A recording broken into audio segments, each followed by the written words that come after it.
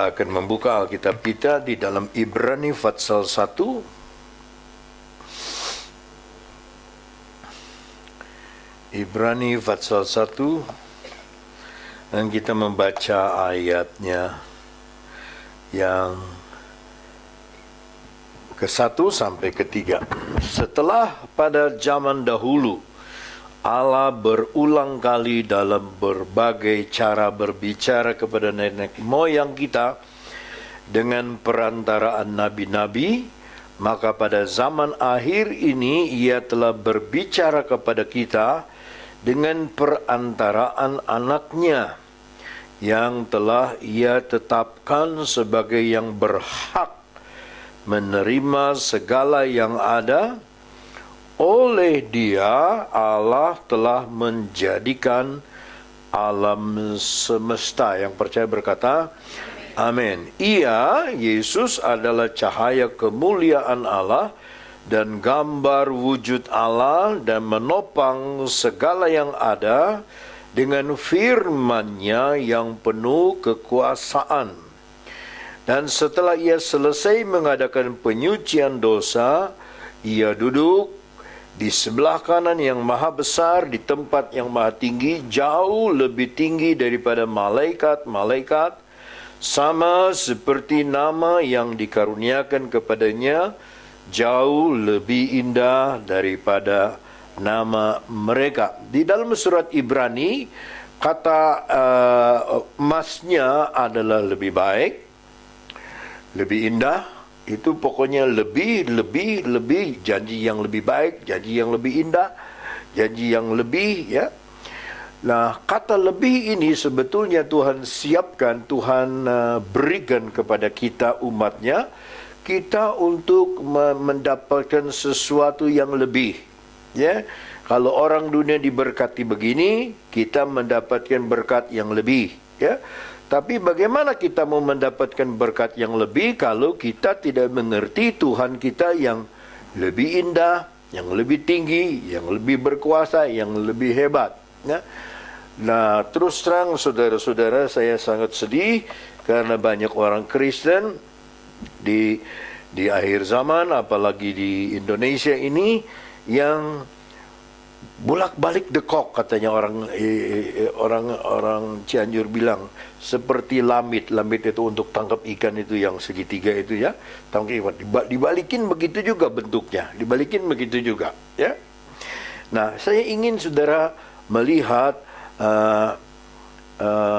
ayatnya yang kedua bagian akhir. Oleh Dia Allah telah menjadikan alam semesta. Coba saudara ulangi. Oleh Dia, 2, 3. Oleh Dia Allah telah menjadikan alam semesta. Kita lompat kepada Ibrani pasal 11. Dalam Ibrani pasal 11, ya, ayatnya yang ketiga berbunyi demikian. Karena iman kita mengerti bahwa alam semesta telah dijadikan oleh firman Allah, sehingga apa yang kita lihat telah terjadi daripada apa yang tidak dapat kita lihat. Apa yang saudara lihat, apa yang saudara rasa, apa yang saudara raba, apa yang saudara tahu, itu diciptakan oleh Dia, ya, Tuhan yang menciptakan alam semesta.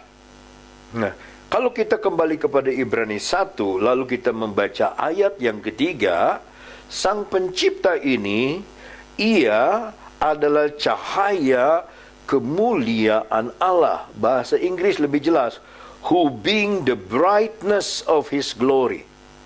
The brightness itu cahaya yang terang sekali dari kemuliaannya Tuhan, ya.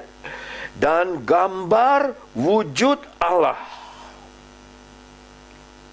Coba saudara ikuti yang saya terangkan. Kalau nggak diikuti nggak ngerti. Dia adalah cahaya dari kemuliaan Allah. Lalu dia adalah gambar wujud Allah. Bahasa Inggris, the express image of His person. Nah, kita maju ke depan dalam kitab Kejadian pasal 1. Dalam kitab Kejadian pasal 1, ayatnya yang ke-26, berfirmanlah Allah sama-sama, baiklah kita menjadikan manusia menurut gambar dan rupa kita. Sampai di situ. Ya. Jadi Yesus dibuat menjadi kemuliaan dari Allah, terang yang nyala dari Allah. Tapi kita juga di perjanjian lama, manusia lama juga disebut diciptakan menurut peta dan teladan Allah. Peta dan teladan Allah. Manusia tidak bisa mencipta, hanya bisa cloning. Tapi tidak bisa mencipta. Dia bikin cloning dari domba tapi sakit-sakitan, bengek, mati. Ya. Dia tidak bisa mencipta. Yang mencipta itu adalah Sang Putra, Sang Yesus. Bisa mengerti nggak sampai situ? Bisa ngerti nggak? Ulangi, Ibrani 1 ayat 2, dia adalah menciptakan alam semesta oleh dia. Tuhan menciptakan melalui Yesus. Nah, kalau saudara ingat Yohanes pasal 1, pada awal pertama adalah firman. Firman itu bersama dengan Allah, dan firman itu juga adalah Allah. Dia bersama-sama dengan Allah, dan dia juga, segala sesuatu dijadikan oleh dia. Nah, ayat ketiga berkata, coba Yohanes 1 ayat 3. Segala sesuatu, ulangi kata segala sesuatu, dijadikan oleh dia, dan tanpa dia tidak ada satupun yang telah jadi dari segala yang telah dijadikan. Bisa ngerti saudara segala sesuatu? Semuanya. Dari rezeki, damai sejahtera, sukacita, apa, dijadikan oleh dia, Sang Pencipta alam semesta, yang cahayanya sangat jelas, ya. Dan kita disamakan dengan dia. Sebab manusia biasa diciptakan seturut peta dan teladan Allah, Yesus diciptakan juga menurut peta dan teladan Allah. Alkitab mengajar kita ada di dalam dia, dia ada di dalam kita. Barang siapa percaya kepada dia tidak akan binasa. Tahu nggak tuh ayat? Ayat apa itu? Yohanes 3 ayat 16. Barang siapa yang percaya kepada dia tidak akan binasa, melainkan beroleh hidup yang kekal. Nah, apa yang harus kita lakukan sebagai sama kita diciptakan menurut peta dan teladan Allah, Yesus diciptakan menurut terang yang luar biasa dari Tuhan. Lalu dalam Yesus tuh segala sesuatu dijadikan dia. Nah, jadi antara manusia dan Yesus, antara kita dengan Yesus, ada persamaan tapi juga ada perbedaan. Boleh saya tanya sama saudara, apa pemberian Tuhan yang istimewa bagi kita?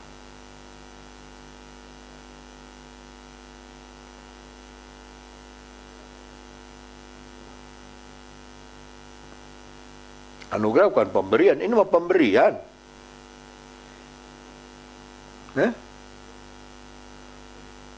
Yesus dengan Tuhan kasih sama kita apa nih? Sebagai manusia apa? Ya, saya kasih tahu ya. Yang luar biasa Tuhan kasih sama kita itu pikiran.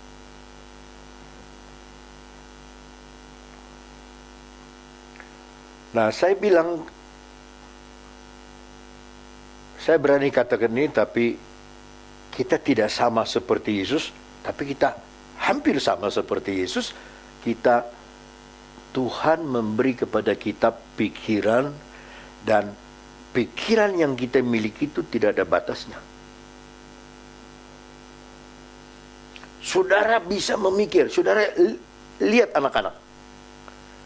Lihat itu anak-anak. Kalau dia menggambar. Coba, saudara lihat. Kan Tuhan Yesus bilang, jadilah seperti anak kecil. Karena orang yang seperti anak kecil, dia memiliki kerajaan sorga. Amin. Coba perhatikan anak. Saya perhatikan cucu saya. Saya perhatikan anak saya waktu kecil. Dia gambar apa? Dia gambar kapal terbang. Kapal terbang dekat pohon kelapa. Antara pohon kelapa dengan kapal terbang itu dekat sekali. Dari kapal terbang itu ada burung, terus ada rumah-rumahnya yang belengok ke sana, belengok ke sini.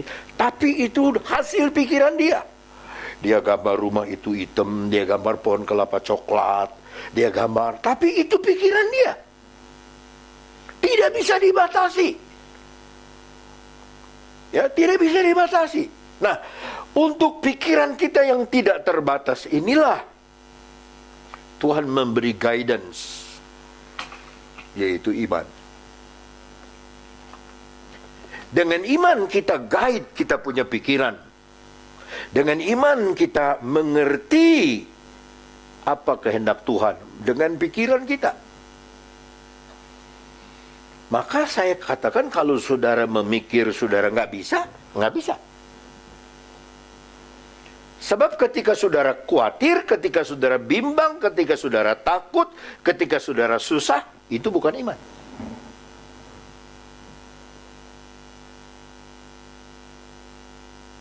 Apa yang pasti diberi oleh Tuhan? Hasil dari iman. Barang siapa yang percaya. Markus 9 ayat 23, tidak ada yang mustahil bagi semua orang yang percaya. Kadang-kadang orang Kristen itu bingung. Nah, jawab Yesus, katamu jika engkau dapat, tidak ada yang mustahil bagi orang yang percaya. Saudara kan orang sama dengan saya. Kalau saudara percaya, tidak ada yang mustahil. Hidup berkelimpahan, diberkati Tuhan, hidup sukacita, damai sejahtera, rumah tangga, keluarga bahagia, anak cucu, mantu semua diberkati. Itu tidak ada hal yang mustahil. Nah, saya saudara dari nyanyi, saya tidak nyanyi yang terakhir. Karena kadang-kadang orang yang menciptakan lagu nih berlawanan kata-katanya. Apa gimana tuh? Waktuku hadapi hidup ini, ku tak tahu jalan mana yang kau pilih. Kan Yesus sudah bilang, akulah jalan. Kenapa mesti bingung pilih jalan yang mana? Hah? Betul nggak? Tuhan bilang, akulah jalan. Kita bingung. Tapi akhir lagunya, betul. Akhir lagunya, aku digendongmu, kasihmu selalu seperti fajar pada pagi hari. Memang fajar itu selalu pagi hari, nggak usah diterangin lagi. Fajar itu nggak senja hari, fajar itu pagi hari. Tapi itulah manusia. Kita bingung sendiri. Kita mengukur Tuhan dengan pikiran kita yang tanpa iman. Kalau dengan iman, ini nggak terbatas, saudara. Saudara, tidak terbatas.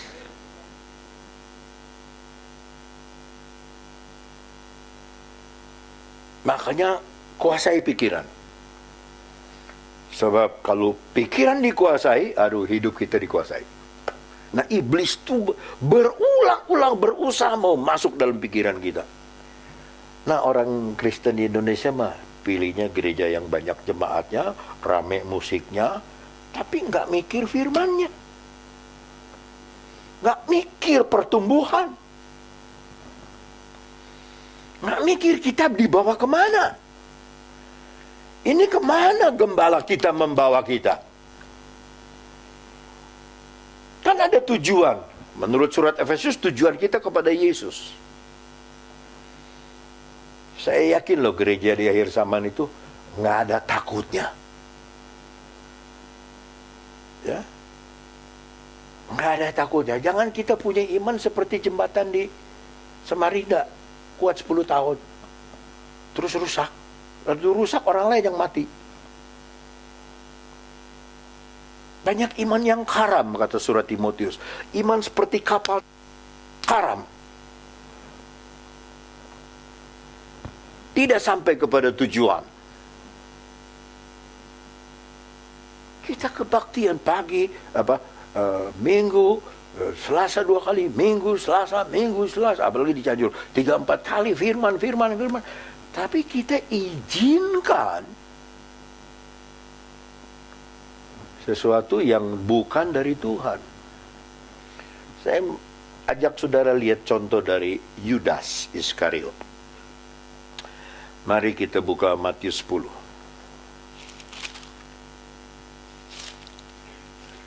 Matius pasal 10 ayat 1 sampai ayat keempat. Yesus memanggil ke-12 muridnya dan memberi kuasa kepada mereka untuk mengusir roh-roh jahat dan untuk melenyapkan segala penyakit dan segala kelemahan. Ayat 1 saya ulangi, saudara nggak perhatikan ya, baca nggak perhatikan. Yesus memanggil ke-12 muridnya dan memberi kuasa kepada mereka untuk mengusir roh-roh jahat dan untuk melenyapkan segala penyakit dan segala. Kalau ngomong gimana? Kita lemah nih, saya lagi lemah, banyak kekurangan, banyak kelemahan. Padahal Tuhan udah kasih kuasa. Ini murid. Ayat 2, inilah nama ke-12 rasul itu. Pertama Simeon, yang disebut Petrus, Andreas, Yakobus, Yohanes, Filipus, Bartolomius, Thomas, Matius, Yakobus, Tadius, Simon, dan Yudas Iskariot. Mari, perhatikan ke depan. Yudas Iskariot diberi kuasa sama.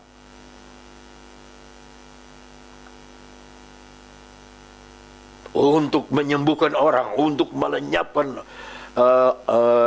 rasa sakit, segala kuasa diberikan oleh Tuhan. Baik dunamis maupun eksosia, Tuhan kasih sama dia. Tapi kenapa di akhir hidupnya dia bunuh diri?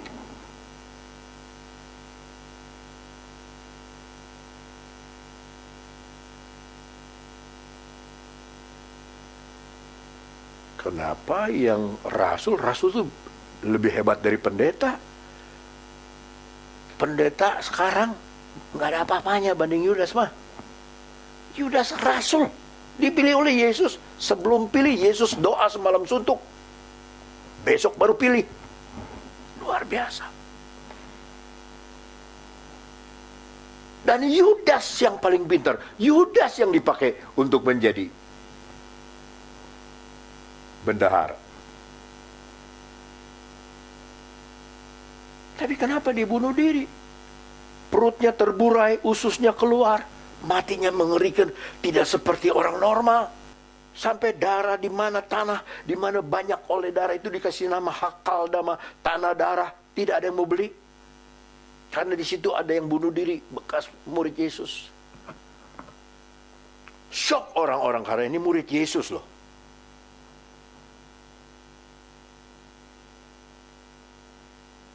Ketika kita dengar, kita lihat di TV, lihat di internet bahwa Benny Hinn nuntun perempuan lain yang bukan istrinya, seluruh dunia kaget, shock. Bagaimana orang yang penuh kuasa seperti itu bisa jatuh? Bagaimana orang yang seperti itu bisa selingkuh? Bagaimana orang hebat seperti itu bisa? Yudas lebih hebat dari Benny Hinn. Namanya Yudas saja terpuji, tapi matinya, saudaraku, mengerikan.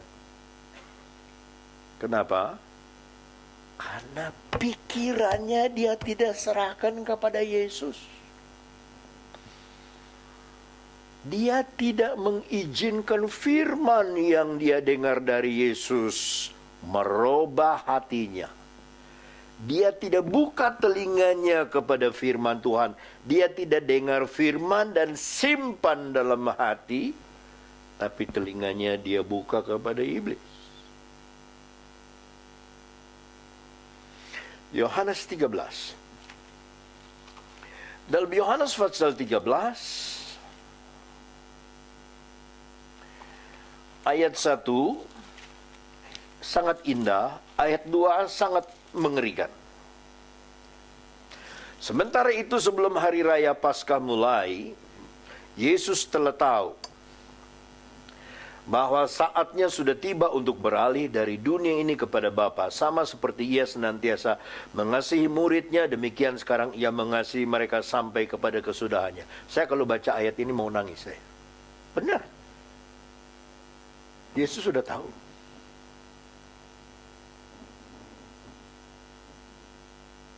Makanya jangan main-main. Kalau kita sudah yakin Yesus tuh tahu, jangan main-main.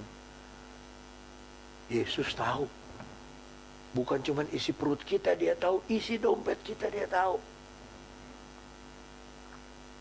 Isi hati, isi pikiran dia tahu.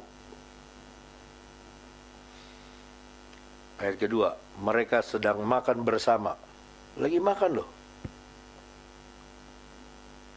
Dan iblis telah membisikkan apa? Jadi Yudas bukan merencanakan, rencananya iblis. Dia yang planning. Rencana dalam hati Yudas Iskariot, anak Simon, untuk mengkhianati dia.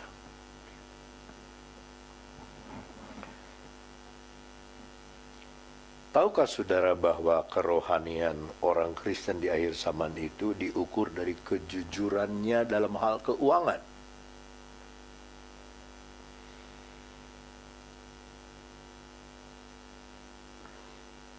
Hamba-hamba Tuhan, pendeta-pendeta akan diuji oleh Tuhan dalam kejujurannya dalam hal keuangan.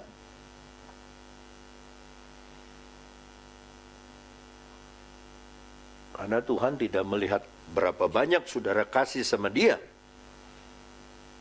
Yang Tuhan pertimbangkan berapa banyak harta yang saudara pakai.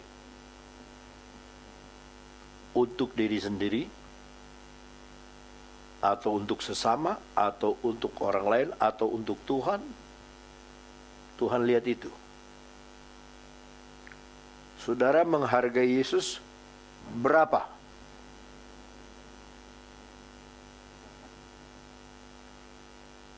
Berapa harganya Yesus dalam pandangan saudara?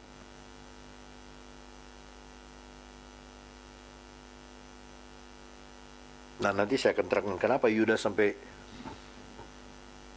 hanya soal 30 keping perak dia matanya udah juling.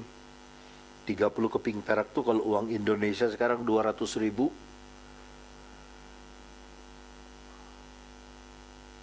Yesus begitu murah dijual. Aduh.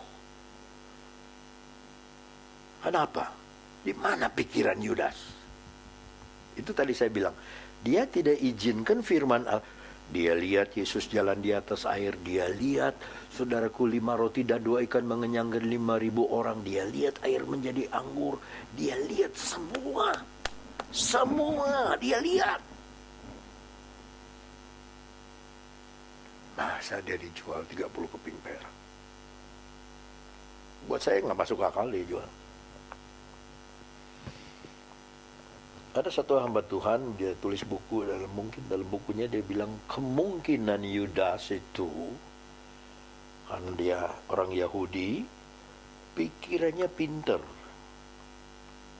Makanya Tuhan jadikan dia bendahara. Mungkin dia lihat tuh Yesus penuh kuasa ya. Penuh kuasa Yesus jalan di atas air, semua dan sebagainya dan sebagainya. Jadi pikiran dia, gue tawarin dah ya Yesus sama orang-orang 30 keping perak aja. 30 keping perak buat kantongin dia. Sebab dia pikir nanti Yesus kalau mau ditangkap, mujizat terjadi. Dia bisa ngilang, dia bisa, orang rebah, tiba-tiba orang kecekek, mata melotot, mati mendadak. Ternyata tidak terjadi. Sebelumnya kita buka Yohanes 12. Dalam Yohanes pasal 12, Yudas yang sama dia ngomong begini, saudara, dari mulut kita tahu karya sifat orang itu. Ayat 35.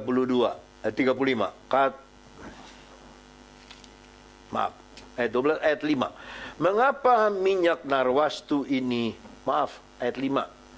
Mengapa minyak narwastu ini tidak dijual 300 dinar? Wah, lebih mahal kan daripada 30 30 keping perak, 300 dinar, dan uangnya diberikan kepada orang miskin. Hal itu dikatakannya bukan karena ia memperhatikan nasib orang miskin, melainkan karena ia adalah seorang pencuri.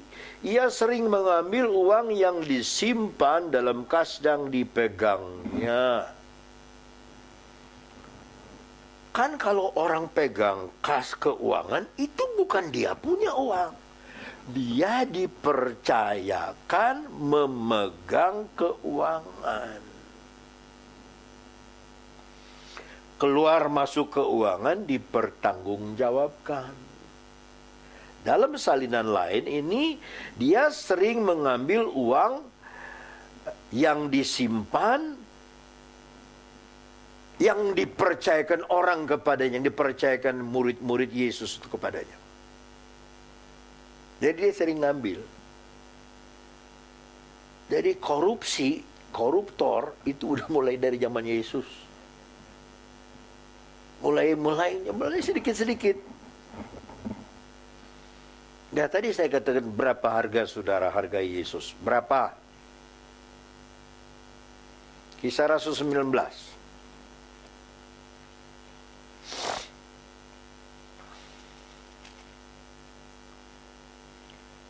Sudah dapat?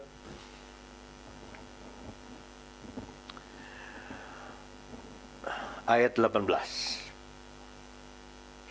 Kisah Rasul 19:18. Banyak di antara mereka yang telah menjadi datang dan mengaku di muka umum bahwa mereka pernah turut melakukan perbuatan seperti itu. Banyak juga, ayat 19, di antara mereka yang pernah melakukan sihir, mengumpulkan kitab-kitabnya, lalu membakarnya di depan mata semua orang.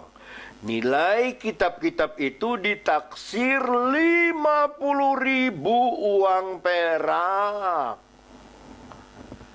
Orang beli buku sihir 50.000 uang perak. Yesus cuma 30 keping perak. Tuh pikiran manusia tuh tidak terbatas. Bukan penciptanya yang dia pegang.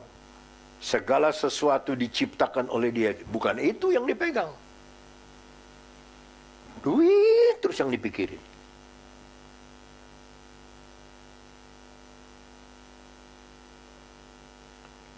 Kalau saya tidak salah, mungkin salah, tapi saya lihat dulu.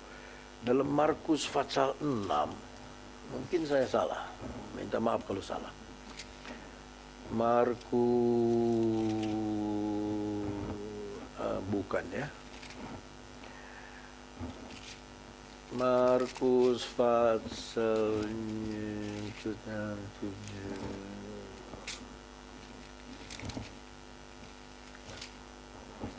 Pokoknya cerita tentang orang di Gadara. Matius barangkali ya. Orang di Gadara itu kerasukan setan, nggak bisa diikat saudara. Diikat sama rantai aja, rantainya diputusin, tenang aja dia putusin. Datang Yesus. Hidupnya di kuburan melulu. Nggak mau hidup di rumah yang normal, di kuburan terus. Sama dengan manusia sekarang. Dia nggak mau hidup di rumah dengan normal. Di kuburan. Ntar ke kuburan Gunung Jati, nggak ke kuburan sini, nggak ke Gunung Kawi, nggak ke kuburan ini, nggak ke kuburan itu, nyembah ini, nyembah itu. Sama, itu juga orang Gadara. Datang Yesus, nggak mau diatur, nggak ada baju, telanjang, lari kemana-mana. Datang Yesus, setan ngomong dari dalam badan orang itu. Apakah engkau mau menghukum kami sebelum waktunya? Setan udah tahu dia akan dihukum, tapi belum waktunya. Belum, kata Tuhan. Kalau gitu izinkan kami keluar dari orang ini. Ditengking sama Yesus keluar. Izinkan kami keluar, tuh ada babi di situ tuh. 2.000 babi. Zaman dulu babi di sana, di Palestina itu 350 kilo. Saya tanya sama saudara sekarang, buat orang Yahudi babi itu haram apa enggak? Haram. Tapi kenapa ada babi? Hampir 2.000. Keuntungan yang dipikirin. Babi mah haram, duitnya halal. Nah, apa yang terjadi saudaraku? 350 kilo. Sekarang babi berapa? Gus? Cukyok berapa sekarang sekilo? Babi berapa? Nggak ada. Hah? 80.000. Coba kali 80.000 kali 350 kilo. Berapa? 35 kali 8 berapa? 270. Tambah 00 berapa? Itu baru satu loh. 2.000 kali. Ayo. Yang terakhir terjadi, Yesus diusir. Nggak ada harganya Yesus karena ngerugiin orang. 2.000 babi mati loh, nyungsep ke, ya Yesus, kamu bikin rugi saya punya bisnis ini. Tapi dia nggak pukul Yesus, nggak, karena dia orang Yahudi. Yesus tahu itu haram buat orang Yahudi. Jadi Yesus sudah keluar, pikir, aduh, gara-gara dia nih kita rugi. 2.000 babi nggak pamitan lagi, masuk aja, ngomong kayak gitu ya,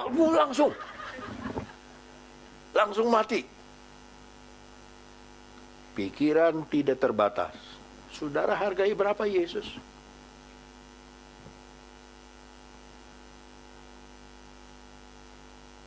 Kadang-kadang kita datang ke kebaktian pakai baju asal aja, pakai sendal asal aja. Saya lihat satu merah, satu biru.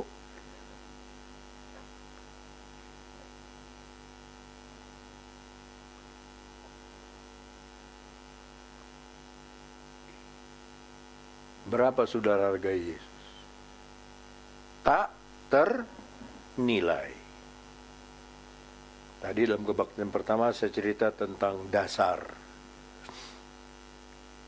Bagi kamu yang percaya, dia mahal. Yesus itu mahal.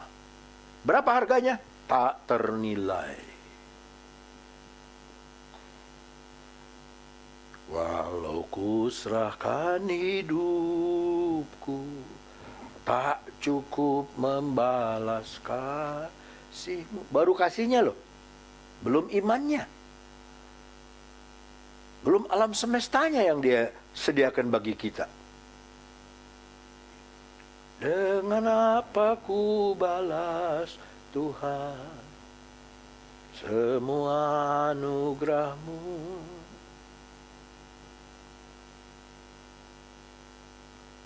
Saya nyanyi kemana yang dia kalau kasih lihat lagu yang mana? Pikiran kacau.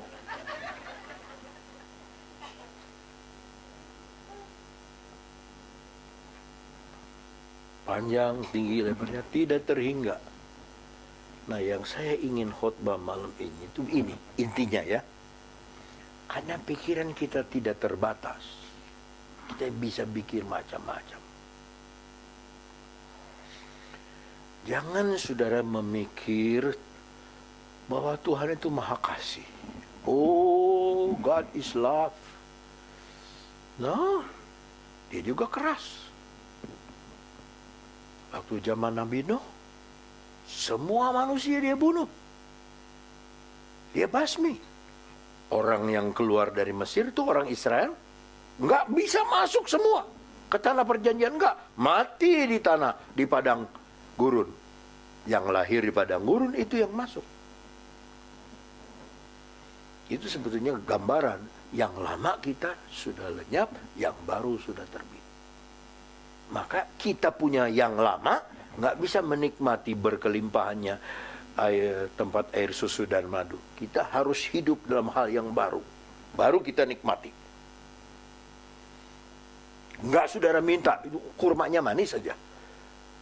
Ya, saudara saya itu lucu pengen ketawa lihat di waktu di Jericho, rombongan Indonesia. Kurma manis itu saudara angkat saya yang jualan kurma. Ini manis. Ya kurma semua manis. Manis nggak coba? Manis sama yang ini.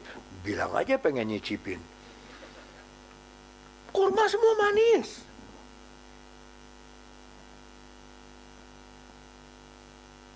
Ya. Udah nggak usah dicicipin lagi, dia mah manis. Nggak usah dibuktikan lagi. Yesus mah manis. Yesus baik. Jangan bingung.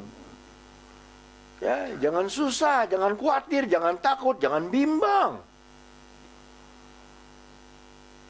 Saya jadi lagu tadi itu bingung. Ini yang penciptanya gimana sih, lagi bingung gimana? Bila ku hadapi hidup ini, ku tak tahu mana apa yang ku dapat. Bukan tuh ya, pikiran kacau. Ya. Coba yang terakhir sebelum saya khotbah tadi. Apa namanya? Nah, ketika ku hadapi kehidupan ini, jalan mana yang harus ku pilih? Ini orang Kristen loh. Jalan mana yang harus ku pilih? Yesus sudah bilang, akulah jalan. Pilih aku. Tapi ke belakangnya bagus. Coba terus. Janji udah mulai melompat aja sama janji terus. Tanganmu membelaiku, cintamu memuaskanku, kau mengangkat ke tempat. Loh, udah diangkat ke tempat yang tinggi, mau milih jalan di bawah. Aku mau pilih jalan yang mana? Tapi aku di bawah di tempat yang tinggi. Udah tempat yang tinggi terus digendong. Dialung-alungin kayaknya nih. Saya pakai lagu ini untuk menggambarkan seperti apa orang Kristen sekarang. Pertamanya bingung mana ya? Kita jalan mana nih? Kita guna ada permasalahan. Gimana nih? Ini gimana itu? Gimana itu? Tapi yakin, janjimu seperti fajar sore hari, fajar pagi hari. Ya, akhirnya positif. Tapi kita mulai dengan negatif. Tahukah saudara bahwa iman datang dari pendengaran, pendengaran datang dari firman Tuhan. Stop khawatir. Apa dengan khawatir, kata Tuhan? Kamu menambah setengah hasta, satu hasta dari hidupmu. Apa kalau kita khawatir umur kita jadi bertambah 30 cm? Tidak. Diperpendek iya. Maka Tuhan bilang, jangan kamu khawatir. Itu udah jelas dibilangin, jangan kamu khawatir. Esok hari, jangan kamu khawatir. Cari dulu kerajaan Allah. Ini nih nggak bisa dibatasin.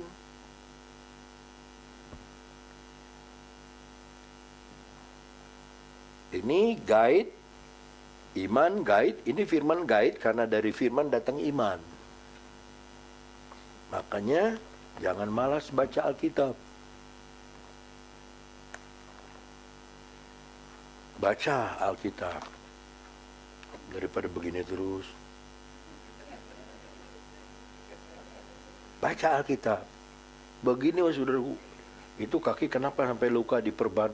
Iya kemarin jalan tuh kena batu. Kenapa? Ini lagi ini nih ada handphone dulu. Saya nggak pernah dengar ada orang baca Alkitab kakinya bengkak.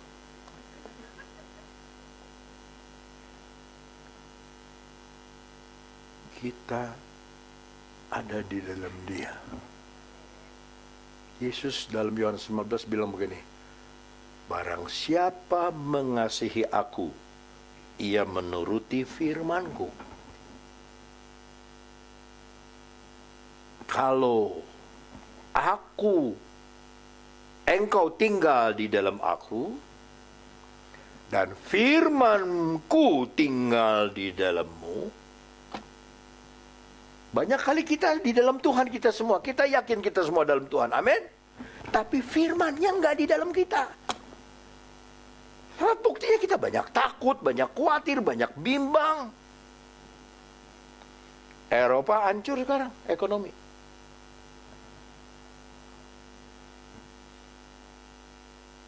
Obama kacau sekarang pemerintahan.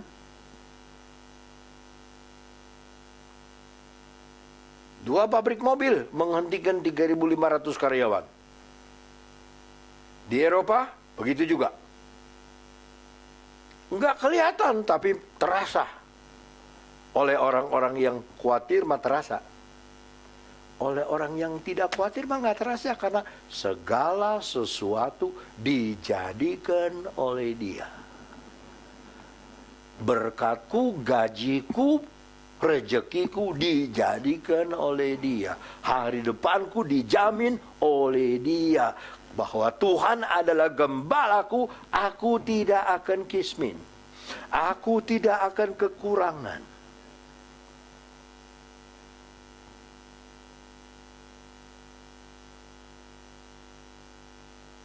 Sebentar, karena banyak latihan, nanti sebentar ada latihan musik, jadi saya sampaikan di sini. Tapi saya mau tanya saudara, harga Yesus berapa buat saudara? Tak ternilai. Mari kita berdiri bersama.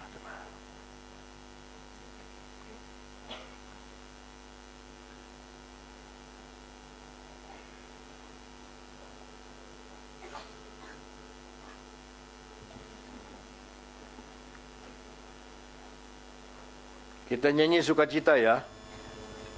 Jangan kayak tadi, kayak di kuburan nyanyi sukacita dong. Mana nih pemain Parlin kemana? Ke toilet. Gila, orang lain mah dengar firman Tuhan ke toilet lagi.